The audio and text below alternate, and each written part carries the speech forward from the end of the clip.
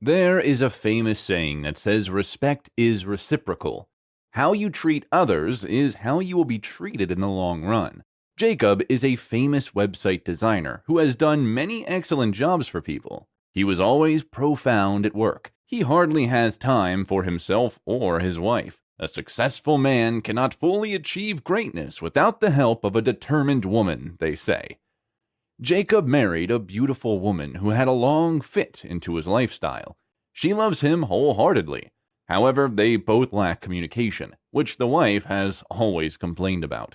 Whenever she brought up the topic, Jacob's usual excuse for not keeping up was his job. The wife continued to bear this for her love for him. They had no children yet, as he was always too busy for her. Jacob has a couple of friends they grew up together, and their relationship, though far away but to a reasonable extent, was excellent. During a rare discussion with his friends, they decided it would be nice for them to meet up like old times and catch up with old-time stuff. Every one of them was so successful in their respective business lines, but it seemed only Jacob's family had been so unpleasant as they were the only ones without kids. He reluctantly accepted the get-together. The amazing thing was that it would take place in his house. He didn't see it as a big deal, so he never spoke to his wife about it or tried to ask for her opinion. She was not going to say no anyway, and it's my house, was his conclusion. His pride and ego were the significant problems the wife had to deal with since they were married. She learned about the get-together through her friend Helen, who happened to be the wife of Jacob's best friend, Mason. She was at first furious about the discovery that she wanted to confront Jacob out of anger, but as usual, she had consoled herself with the reason that Jacob might want to surprise her. She blushed over it and smiled at the lie she had just told herself. He finally told her casually on the day of the visitation, then headed out for the preparation without any further information about what the party should look like. A few hours was all that they needed for the preparation, as the sitting room had been converted to a party ground. Everyone loved the room's design and how she transformed the sitting room in no time. They all commended her creativity. She got nice compliments from the four families.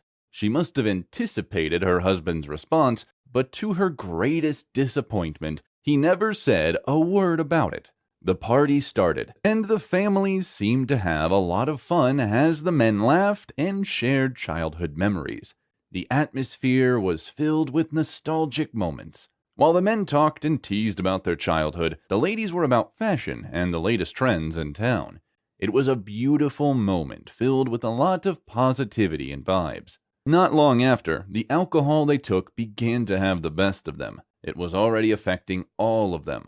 They decided to sit down and talk about how their lives had been. They decided to talk about each person's challenges and how best to help one another. Their union had a good purpose, and all of them kept talking about how wonderful their marriages had been and how they had been getting along all this while. Jacob's wife was jealous of them because she lacked most of the things they enjoyed in their marriages. When it was time for Jacob to talk, he ran his mouth and said many things about his wife. He belittled his wife and even concluded all she was good at was eating. He said she had been lazy, and he was the only one working, and seemed to spend his money on unnecessary materials. All the guests in the room were so shocked and disappointed. Jacob didn't see a problem in what he did. He didn't understand how embarrassing that moment was for his wife. He kept nagging, and each time the wife tried to defend herself, he shut her up. His friends could not take it anymore, believing he needed to apologize instantly. He bluntly disagreed with them as his ego got the best of him. Mason's wife was the first to get off the party as she instructed her husband to follow her immediately.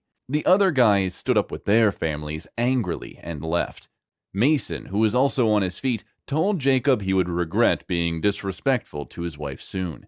He apologized to Jacob's wife on behalf of Jacob and left with disappointment. Jacob was left with his wife. He still failed to acknowledge the fact that he embarrassed her. The wife could not hold back her tears as she ran into her room. Jacob, who didn't see anything wrong with what he said, kept sipping his alcohol and watching his favorite news channel. After all, he had the right to express himself. The wife wept profusely as she remembered everything she had put in place for the success of the get-together and how everything eventually ended, least expectedly. Many thoughts came flowing into her head, and she realized it was time for her to act. She was not going to take it anymore. She wiped her tears and got back angrily to confront Jacob. She had never confronted or challenged Jacob's authority before that moment. Jacob was astonished about his wife's uproar. Jacob slapped her twice and shut her up. The situation became very intense.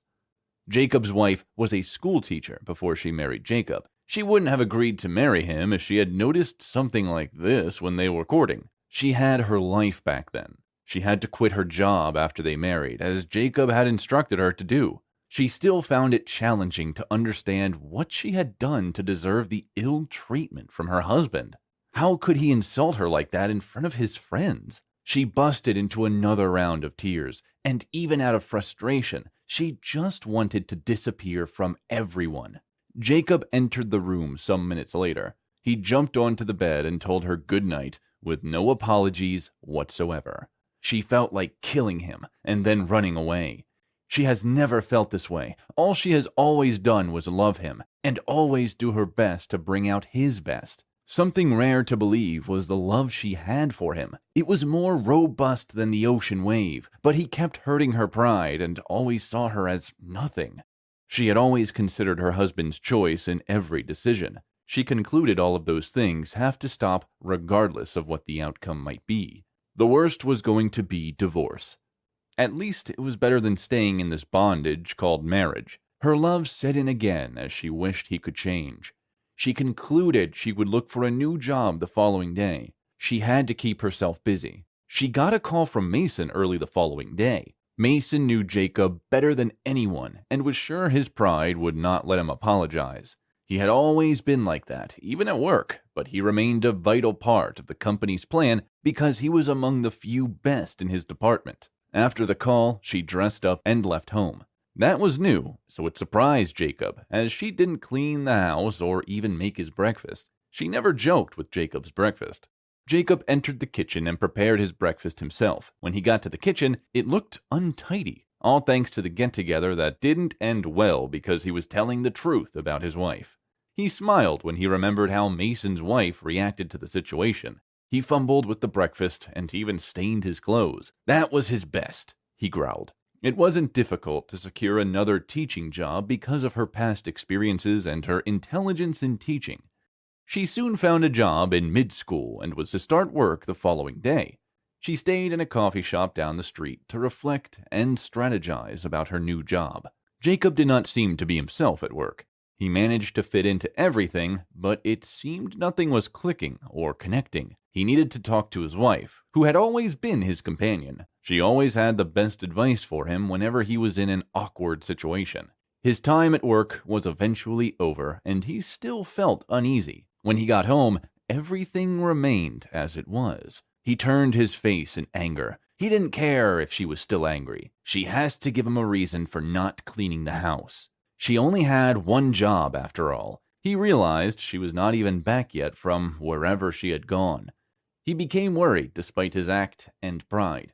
He loved his wife, even though his actions often countered that. He picked up his phone to call her, but she refused. She kept ignoring the call. She later decided to sleep in a hotel and plan what her new life would look like. No matter how much love, the moment the relationship started getting out of hand, it is better to walk away. Jacob could not meet up with how untidy the house was. He decided to clean up while waiting for his wife to return with a genuine excuse for abandoning her daily duty. Cleaning the house was one of the most stressful jobs ever. He washed the dishes and cleaned up. By the time he was done, the time was far gone. It was beginning to dawn on him that his wife was not coming back home that night. She was not even a night crawler. He began to have different thoughts in his head. He began to ask several rhetorical questions and kept soliloquizing as he picked up his phone to call his best friend, Mason. He explained the situation of things to him. Mason just replied, "Okay," and ended the call on Jacob. Jacob figured out he was still angry due to the previous day's outburst. He decided to go to bed. The night wasn't fair to him. His tummy would not let him rest. He was an ulcer patient. He needed to eat at least a bit before taking his medication. If she were available, she would ensure he was fine. She cared that much. Jacob survived the night. The following morning, he drove as fast as possible to the hospital to get treated. After 2 weeks, Jacob's wife was still nowhere to be found. He had looked around for her, and none of his friends were ready to help him. He lost focus at work and asked to take a break. His life became miserable in the space of weeks. Indeed, when you lose a good woman, you regret your actions. Jacob realized his mistakes and knew he had lost a jewel. He wished for another opportunity to apologize. When he was narrating how miserable his life had been in the short space of his wife's absence, he didn't know when he started crying. He could not even think of finding another woman. She was the best for him. Mason has been communicating with Jacob's wife since she left home, knowing her whereabouts. He had been paying for her hotel bills. He waited so long for the day Jacob returned to his senses. His friend's secret confession moved him. He told the wife about it and thought it was time for her to return home as Jacob learned his lessons. She initially insisted, but after constant pleas from Mason, she reluctantly accepted going back home. Mason and his wife have been good to her ever since that night. It was Mason's idea for her to leave the house in order to teach Jacob a lesson. When she knocked at the door, she was surprised to see Jacob had grown so unkempt. It was only 3 weeks, but he looked so wasted. He seemed to be doing more drinking than eating and sleeping. She blamed herself for leaving him like that, but she figured out the space was needed so he could learn his lesson. Jacob could not hide his surprise. He jumped at her like a baby and kissed her. She was so excited by his move. He instantly went down on his knees to apologize. He even made a vow never to do something like that again, as he realized how important and how impactful she had been to his life. She hinted about her new job, and Jacob was excellent with that. She continued her work, and they both agreed it was high time they had kids. She taught him something great. You can't treat someone like a pinch of salt and expect to be carried like a bag of rice. Indeed, respect is reciprocal, no matter a man's status or position. He has no reason to disrespect or belittle a woman, especially his wife. Jacob was lucky his wife decided to give him a second chance. Not everyone will be as fortunate as Jacob. This is why you must start treating your woman with respect, beginning from this moment. Jessica dreamed of being independent and successful from an early age. She studied hard, participated in all school and student Olympiads and competitions, and won prizes. In appearance, she was not particularly different, but if you looked closely, you could see a charming beauty in her. Jessica knew what she wanted, and she had big plans for life. Since her main goal was her studies and career, she had neither the time nor the desire for relationships with boys. She met Stephen at university, and she could not even think that this particular guy would change her whole life. He was not bad to look at. Many girls at university ran after him, and he did his best to impress only Jessica. Jessica was certainly flattered by the attention of such a guy, and she could not resist his long and romantic courtship. Afterwards, these meetings turned her head, and she fell head over heels in love with him. Many of my friends keep saying that this is true love, love for life. Stephen immediately noticed this beautiful girl with a charming smile, bright green eyes, framed by thick dark eyelashes and luxurious hair below the shoulders. And after a while, the guy realized that he was in love, and fortunately, the feelings were mutual. They started dating, and after some time passed, they got married. Very soon after the wedding, Jessica realized that she was pregnant. Stephen accepted this news with great joy, although they had not planned for children yet because they did not have anywhere to live on their own. They were each renting their homes, and there was simply nowhere to go. Stephen and Jessica worked hard to achieve their goal. When Jessica went on maternity leave, Stephen remained the main breadwinner. He was extremely hardworking and responsible, which is why he quickly climbed the corporate ladder, and his salary also increased. When their daughter Brittany was born, Jessica devoted herself to motherhood and taking care of the house. And a few years later, when their daughter was already going to kindergarten, they were finally able to buy an apartment. But at the family meeting, they decided that it was too early for Jessica to go to work. Brittany was often ill, and besides, Jessica attended various club meetings. And since all the grandmothers lived far enough away from them, there was no one to take care of the child except Jessica. Fortunately, Stephen's earnings by this point were decent enough, so there was enough for everything. Jessica was an excellent hostess. She cooked perfectly, and their house was as clean as if in a museum. Her husband was waiting for a hot, delicious dinner after work, and in the morning, he had pressed trousers and shirts ready for him. As time went on, Brittany had already started school, but Jessica still didn't work. No, she was not lazy. She just lost and forgot a lot of things in her profession during the time that she did not work in her specialty. Now, it was difficult to get back into the same rut. But Stephen did not insist. On the contrary, he liked his domestic wife. Brittany was 11 years old when Jessica realized that she was expecting a baby again. The ultrasound showed that they will have twins. At the appointed time, the boys were born, and they looked just alike. But the children were born prematurely, so they were also very small. While she was feeding one, the other was crying, and vice versa. The days for Jessica were mixed up with the night. It's good that Brittany is already independent, Jessica thought, rocking her sons continuously. And it was true. Brittany not only kept up with her studies, lessons, and clubs, but she had time to help her mother, unlike Stephen. Coming home, Stephen began to take out his stress more and more on his wife, and Jessica became more and more immersed in everyday life with incessant screams, porridge, and diapers. She always tried to justify her husband's behavior, and she sincerely believed that most men accept children once they can already communicate and play with them. Moreover, her husband was very busy at work, and she knew this from him, as he often said, "This is not an apartment, but a kindergarten of some kind. Can I have a little rest after coming home from work? I've been working all day without leaving my office even for lunch, and that's why I want some peace at home." Well, these are children. How could she explain it to them? Jessica tried to calm her husband at such moments, but he only left, shutting himself in the room so that he would not be disturbed. Jessica laid out the blocks again and again, built pyramids, and played with the kids. She loved her children with all her heart, and it seemed to her that this was her destiny, and no matter how difficult it was for her without outside help, this situation is temporary, because children grow up so fast. But every day, the gap between the spouses became bigger and bigger. Claims, understatement, resentment, all this accumulated day after day, and at one moment poured out.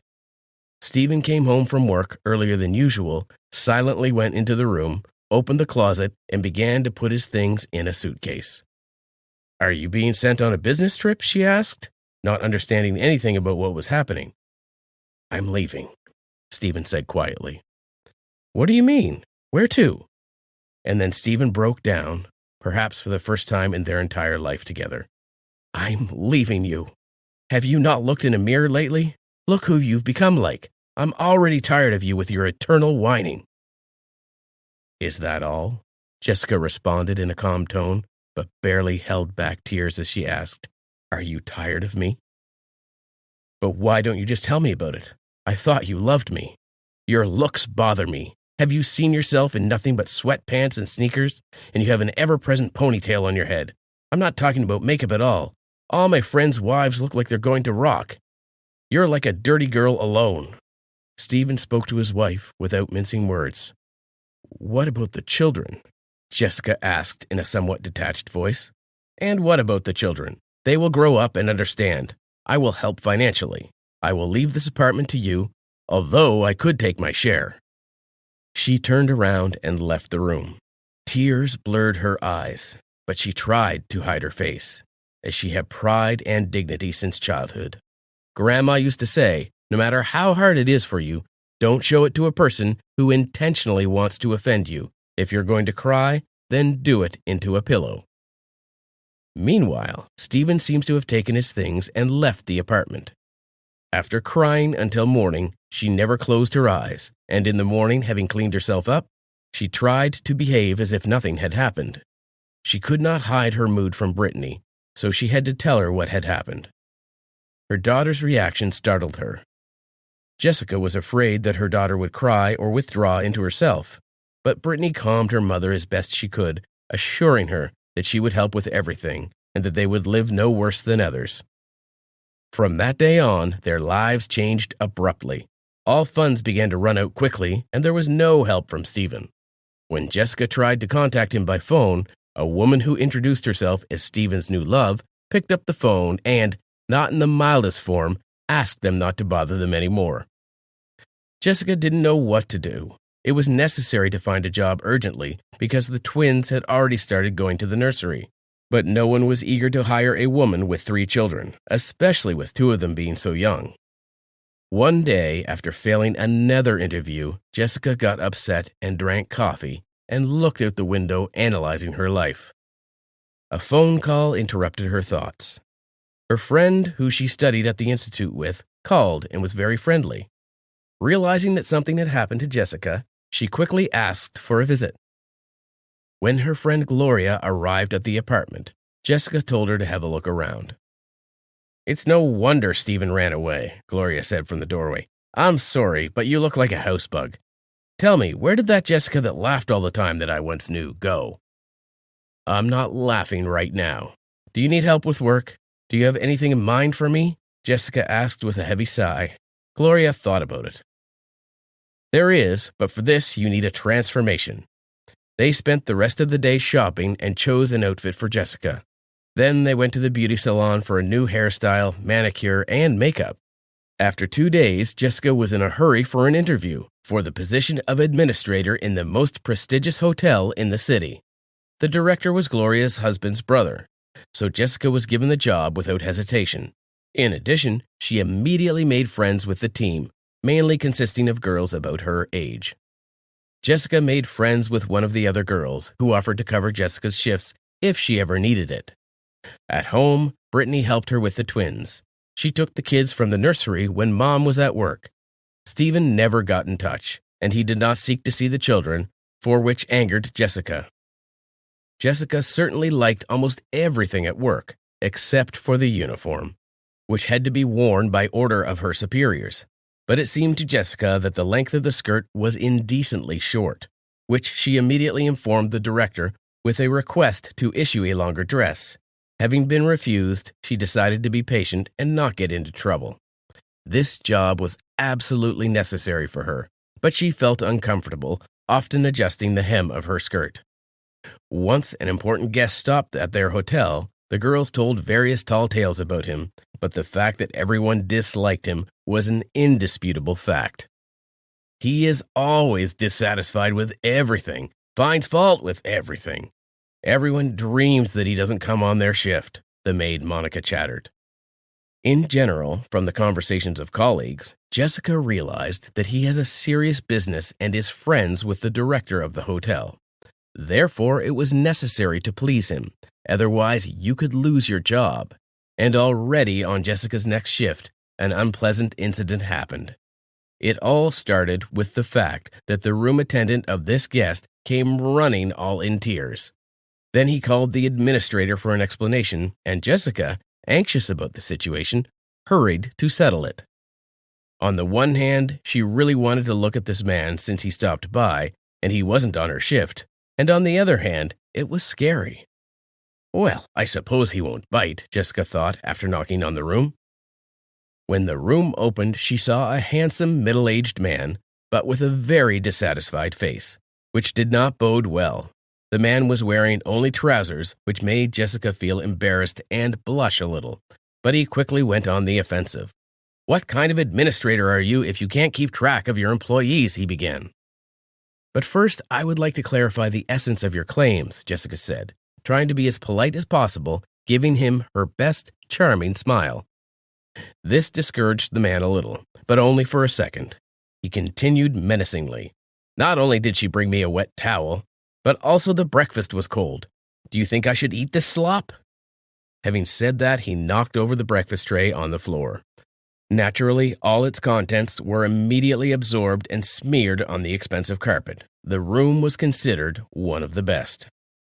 His act caused a storm of indignation on the part of Jessica, who no longer tried to restrain herself. Do you know who you are? You are a real cad. You would do well to learn good manners. You seem to be able to withdraw business, but alas, not to communicate with people. Do you think that since you are a wealthy man and a friend of the owner, that everyone here should be afraid of you and worship you? You're wrong. And let me be fired today, but I will not be silent. Apparently, the truth was said about you that you are a real snob and a fool. Saying this, Jessica stomped out of the room, constantly tugging her skirt. She did not see that he remained standing, looking after her. Jessica immediately went to write a statement, realizing that after the incident, dismissal was inevitable. When she entered the director's office, she found him on the phone. He motioned her to a chair, inviting her to sit down and wait, and then learning about the reason for her visit. He said there had been a misunderstanding, and he had no complaints about her. Early in the morning, the next working day, a surprise awaited Jessica. A huge bouquet of unique and insanely beautiful flowers was on the table, and inside it was a note from which she understood the sender's name. It was the fool with whom she had quarreled the day before. His name was Jacob, and he invited Jessica to dinner that evening. Naturally, Jessica, by virtue of her nature, considered this just a mockery, so she decided to ignore the invitation. But she couldn't help but think about him often. After that, Jessica went to the hospital with the boys. It turned out that they had fallen from their rocking chair together and received severe bruises and concussion. The nurse who came into the room asked Jessica to come out to the waiting room. Jessica was amazed when she saw that Jacob was waiting for her, shifting from one foot to the other. He timidly invited her to talk outside. After making sure that the children were asleep, Jessica went outside. I came to apologize. You didn't come to dinner then, after that incident. I think about you all the time. I have not met such girls for a long time who are not afraid to stand up for themselves, even at the cost of their work. You're proud, and I like it. And also, Jacob hesitated a little, let me take care of you. But I have 3 children who I love dearly. How do you see it? Jessica said in a trembling voice. Wonderful. I adore children. I'm sure we can be friends. A few years later, Jessica and Jacob had a daughter together, and the whole family went on vacation. At the airport, Jessica accidentally ran into her ex-husband Stephen, who could hardly recognize his wife, a stunningly beautiful young woman. Noticing him, none of the children wanted to approach him. Jessica passed by, feeling his gaze on her. Tommy didn't hear what the men were saying, but he realized that this stranger might be his salvation. The boy began to bang furiously on the attic window and shout that he was there. Alas, the stranger did not hear him. Tommy opened his backpack and pulled out a box. That was his last delivery for the day. He was hoping Mr. Hanokin would tip. When Tommy was 19, he always wanted to eat because most of his earnings were taken by his adoptive parents. Besides, Tommy was trying to save from his meager wages. Mr. Hanokin looked like a man of wealth, his clothes and the house furnishings. The man grabbed the parcel impatiently, and there was a suspicious noise inside. Mr. Hanokin frowned and opened the box. There was a lot of shrapnel inside it. Someone deliberately smashed the contents of the package with a hammer. Tommy turned pale with fear. "Boy, do you know how much this vase was worth?" asked Mr. Hanokin. "Your life won't pay that much." Tommy was always the unlucky guy. He remembered that he was happy long ago, but it was in his childhood when he lived with his mother. But unfortunately, she died early. Tommy didn't remember her face at all, but he did place the warm hands, the scent of perfume, and her cheerful voice.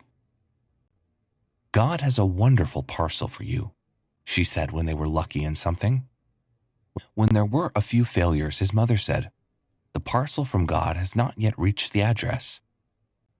After Tommy's mother died, he went to the orphanage, but was there for a short time. One day, a married couple, Mr. and Mrs. White, came to the orphanage.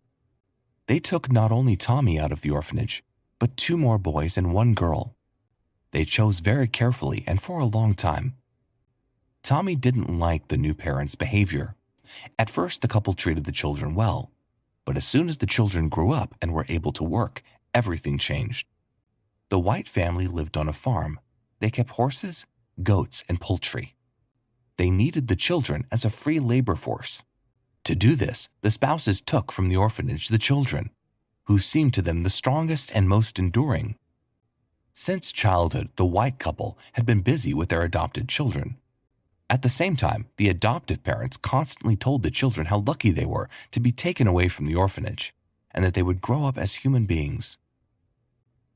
Tommy had gone from being a chubby, handsome boy to a skinny, stubby little guy.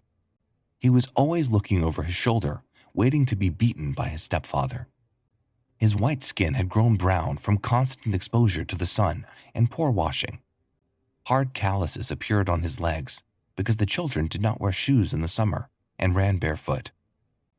Hands were constantly stained, or chicks from work with dirty water. It wasn't pleasant for the kids there.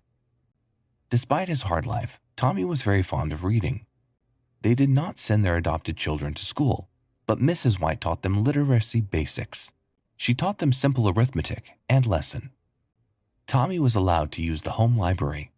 Although Mr. White was dissatisfied with Tommy reading a lot, Mrs. White insisted that he not touch the boy for reading. Although she supported her husband, she was not as cruel as her husband. "Do you want to go blind from books?"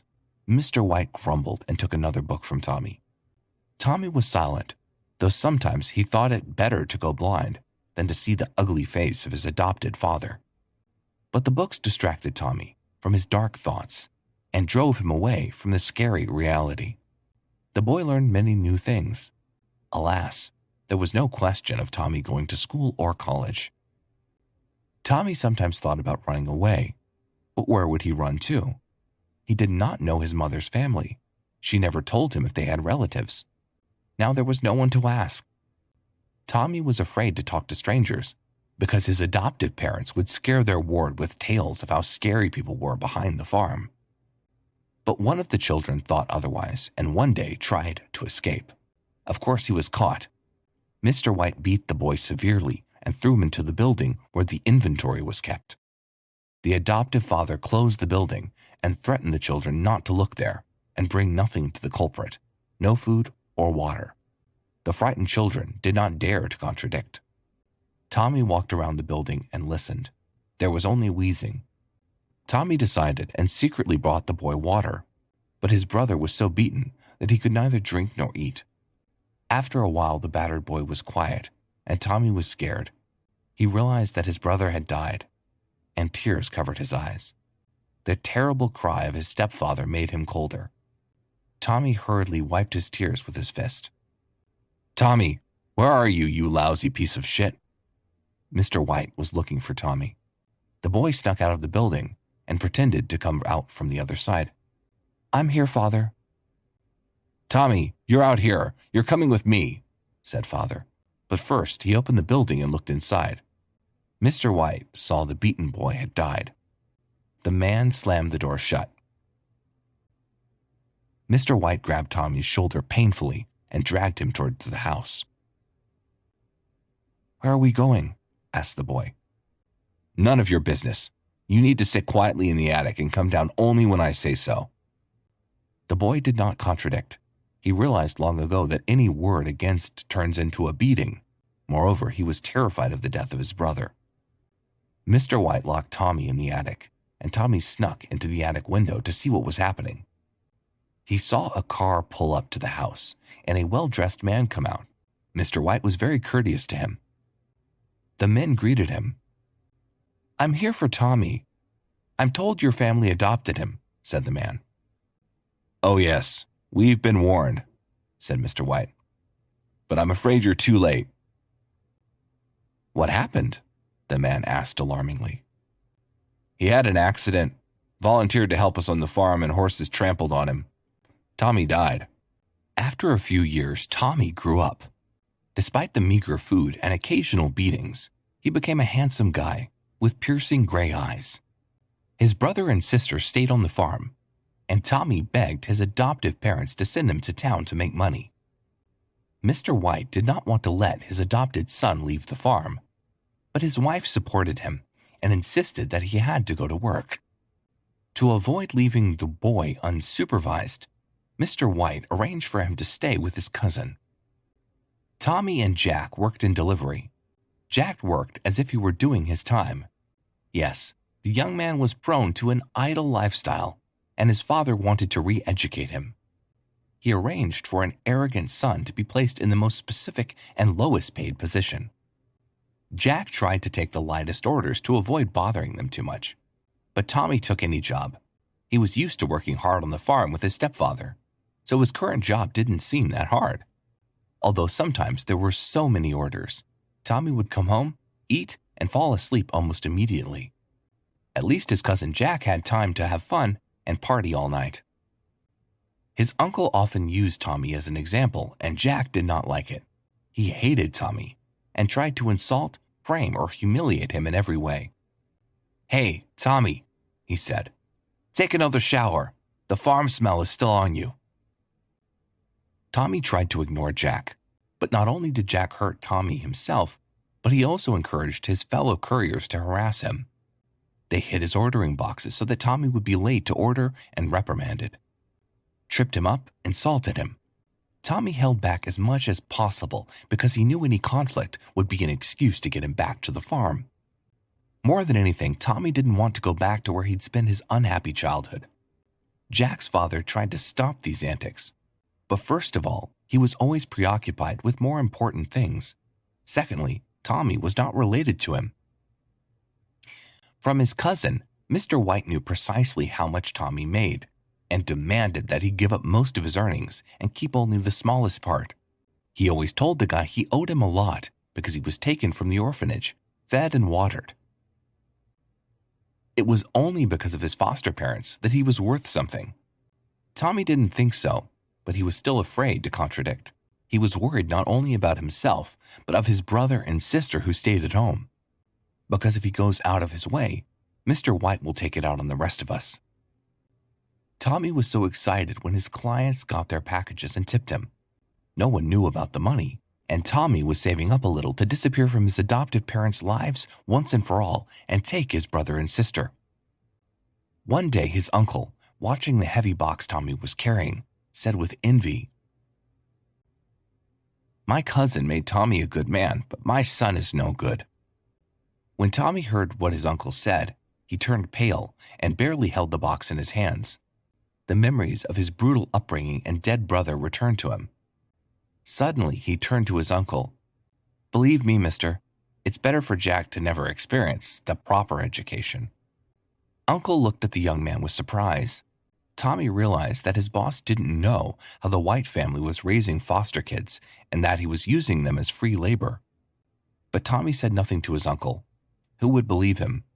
One day, his uncle called Tommy. "I have an essential errand for you. I cannot entrust this package to my son or his friends. At least I can rely on you," said the uncle. "Sure, mister," said Tommy.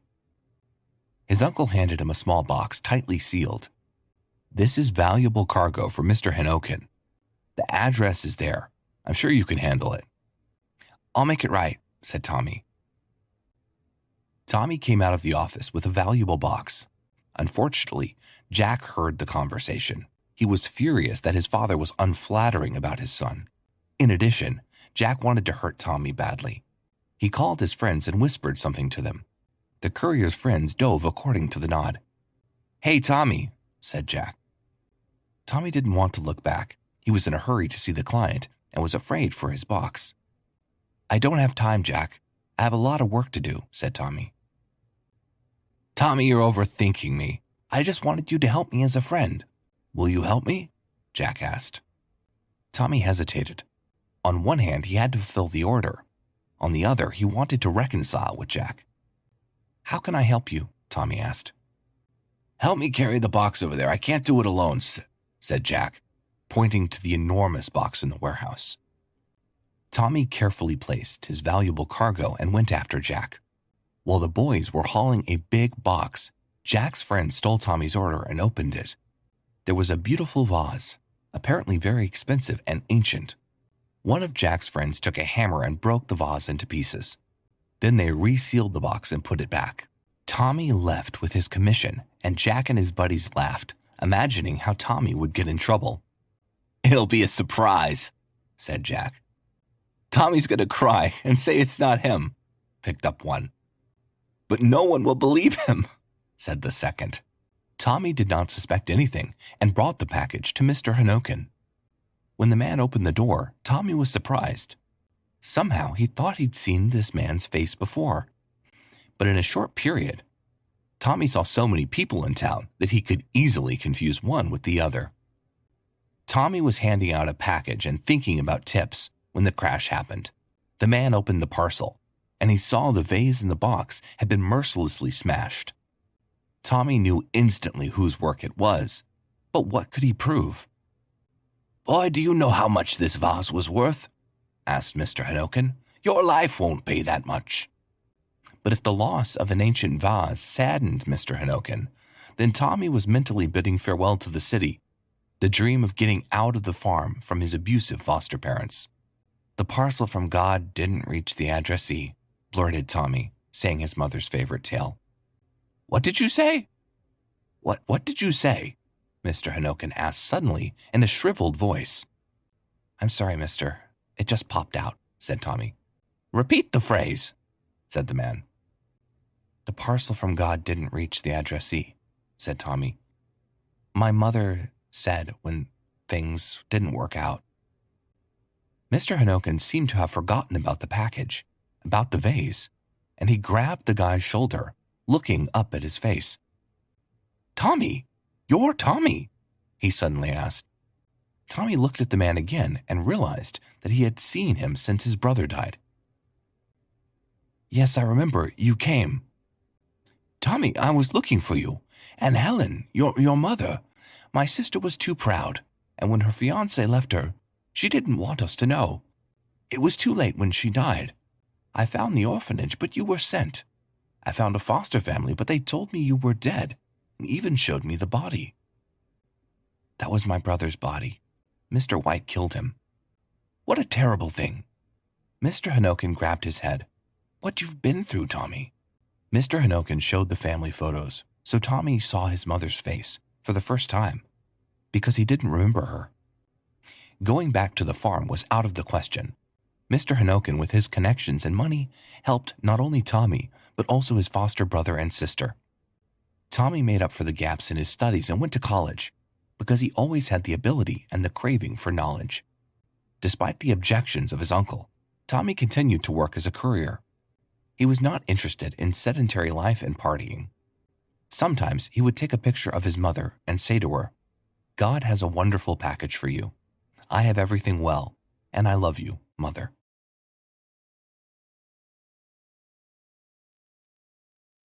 He wrote the letter, left it on the door, and hurried back, almost getting himself hit by the car on the road. He ran until far away from home and stopped in a bewildering area. He gathered his thoughts and pondered over what had just happened to him. That morning, Oliver accidentally saw his father in a mart, and one look at his old wrinkled face destroyed all his strong strings. That older man in front of him wasn't supposed to look that old, but the worries, tension, stress, depression, and anxiety he had given to him were enough to make him look that old. He followed him to the door secretly and saw his mother at the door as well. His small house was the same as he had left 1 year before, but the people living there were utterly changed. The smile had left their eyes entirely, and they were merely living life without any happiness and hope. Once they both went inside, and the door closed, Oliver's heart dropped. He felt the door also close his light and hope for life. Something rattled his heart and gave him the courage to do something he never thought he could. That's when he wrote a letter and left it outside the door. It was the darkest night of the year, or at least that's what Oliver felt, because this night all he desired was light. But was he worthy of having light? Oliver Benjamin, a 17-year-old, intelligent, lean boy, was standing right next to the cliff, throwing stones into the water. Every rock he was throwing in the water made the sound of a slight splash and nothing. In the dark, his senses were depressed with every passing second, and his whole life was dissolving into nothingness right in front of his inner eyes. All those significant and minor ill-doings and his misdemeanors were swirling in his mind like a typhoon. He closed his eyes and left himself on the shore of painful memories. The image of himself when he was 13 clicked in his mind when he shouted at his parents and even broke things at home. He remembered how his mother was so scared of him when he called. She cried that night because of him, but he paid no heed, like it was no big deal. Little did he know how much a big deal it was. All those tears were still fresh in his memory and were pouring on his heart like acid.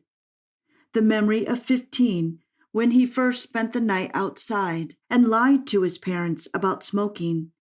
He could still smell that smoke, and it was suffocating him to the point of death. How wrong he was to think that he was a person of a strong mind. He can't get addicted so quickly, but no, he was so weak enough to be destroyed with one single blow. Why?